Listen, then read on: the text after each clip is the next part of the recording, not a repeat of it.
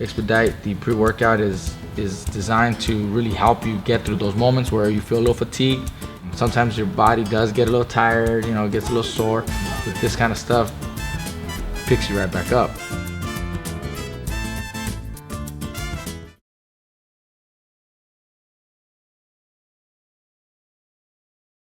It was a girl. She was no.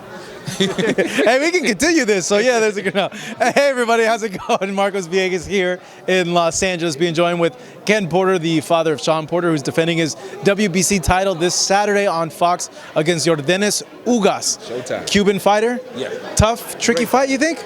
It's a high risk, low reward. Yeah. This guy is a very, very good fighter.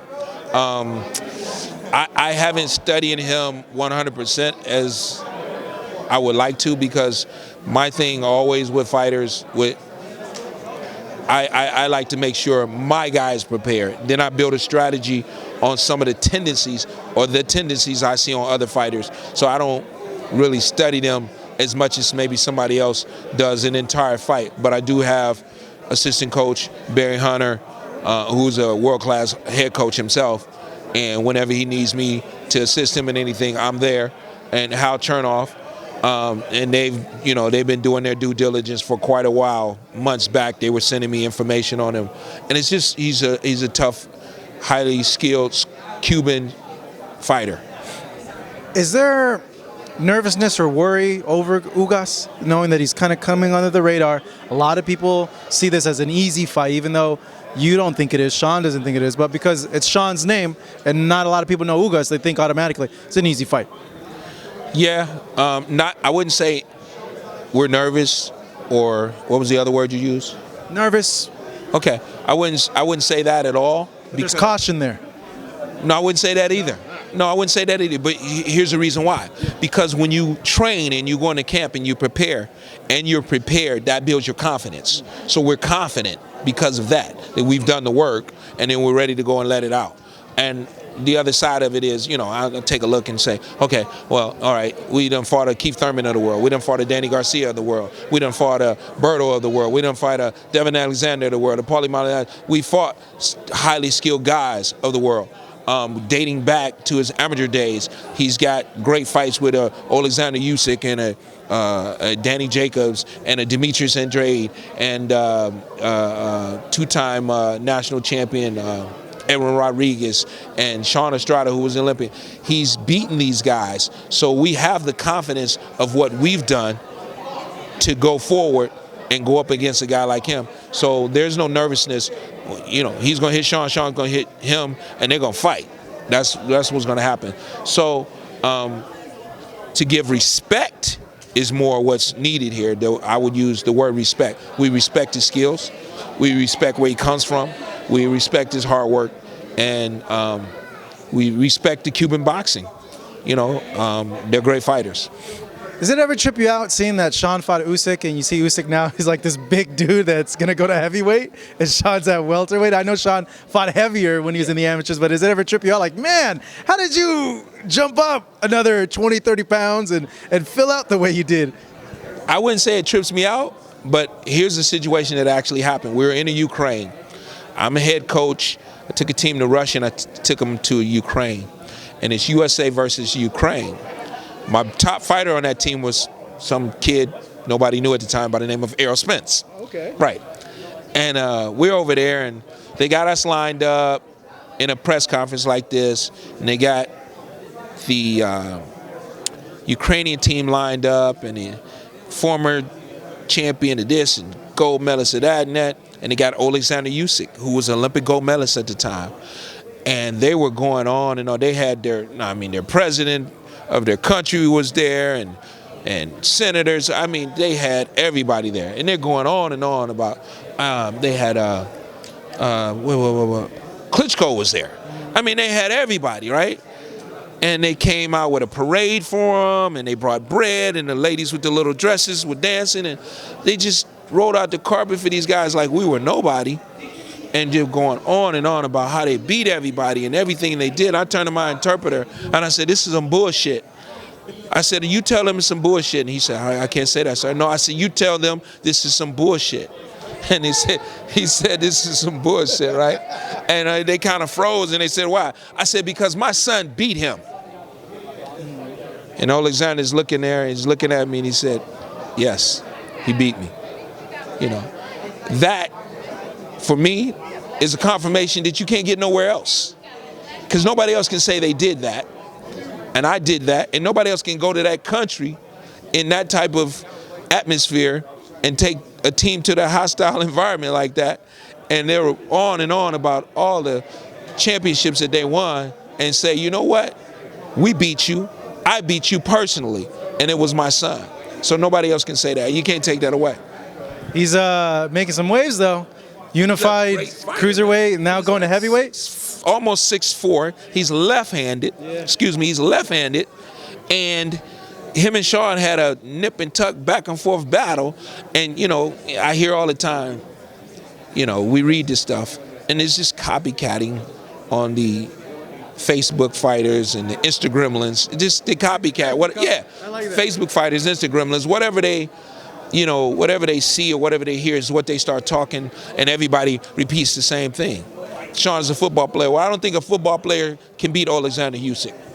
Very true. I don't think so. I don't think a football player can beat Demetrius Andrade.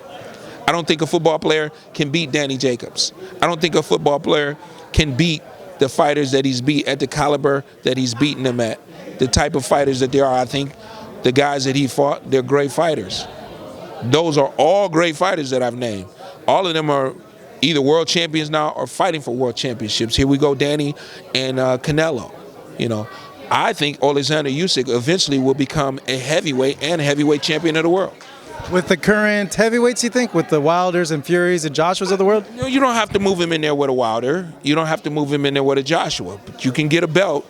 You can become a heavyweight champion, and then you can defend or go and challenge those guys. I think he can do it. It's just crazy knowing that at 160 all the way ends up at heavyweight. He was 165 pounds. He was tall and he wasn't skinny. Yeah. He was a filled out guy. Yeah. He was a built out guy. Yeah. What'd you make of Keith Thurman's fight with Josecito Lopez? Because I know he's going to be working the Fox broadcast. He's going to be watching this fight that Shawn's going to have against Ugas very closely. I thought that Keith started off kind of good. I didn't see the whole fight. I think he kind of started off kind of good, but then tapered off. And I think that's mainly due to the long layoff. Mainly due to the long layoff and also previously having an injury.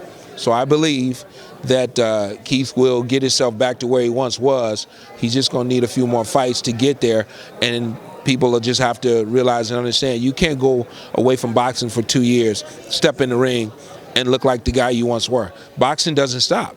Everybody kept working, everybody kept moving forward, and he wasn't able to because he had an injury. So I think that was, you know, that wasn't the Keith Thurman that we expect to see, and that's the reason why, injury and time off. So it's wrong of fans to write him off, say that he's not the same Thurman, because he's still the same. No. To you, what you saw, he's still the same guy. He just needs to work in more. It doesn't matter who you were.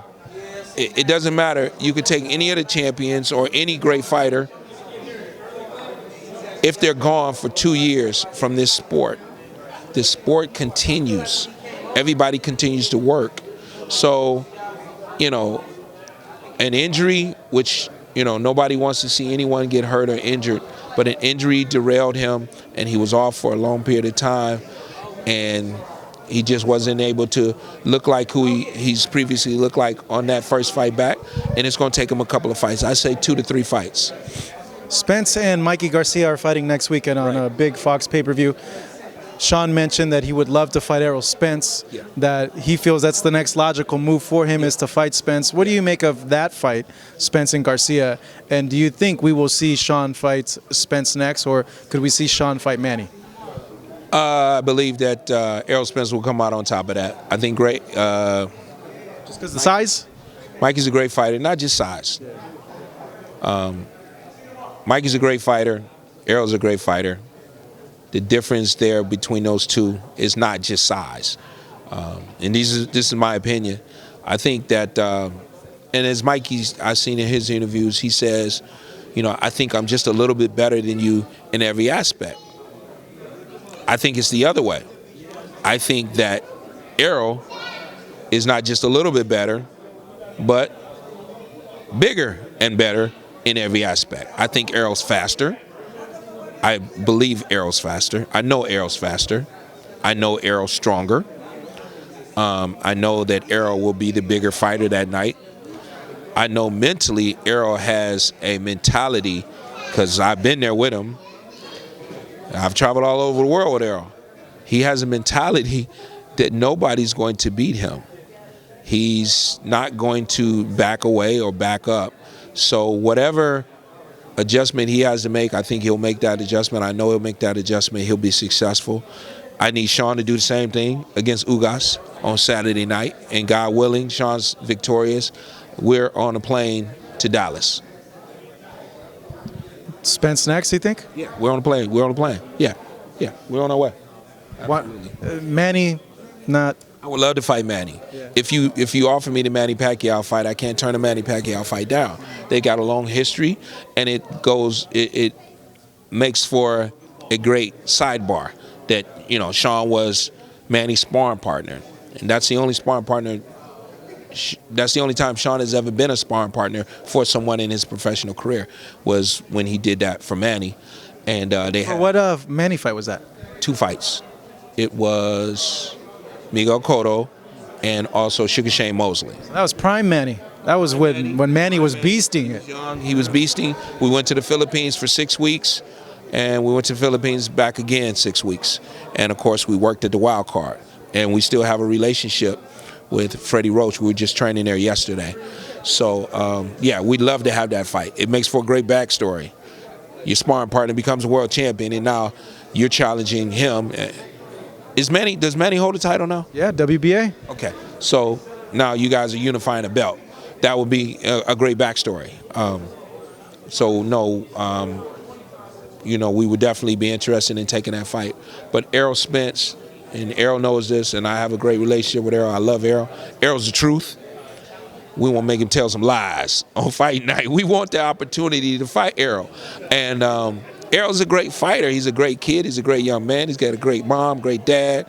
He's got a great team behind him. Derek James, a great trainer. So we need to be great, and let's do it. You know, iron sharpens iron. That, I think, makes the fight of the year. All right. Hey, Ken, thank you so much. I really appreciate it. Good chatting with you as well. So about the girl, what happened? Yeah. No. That's the story off the camera, Ken.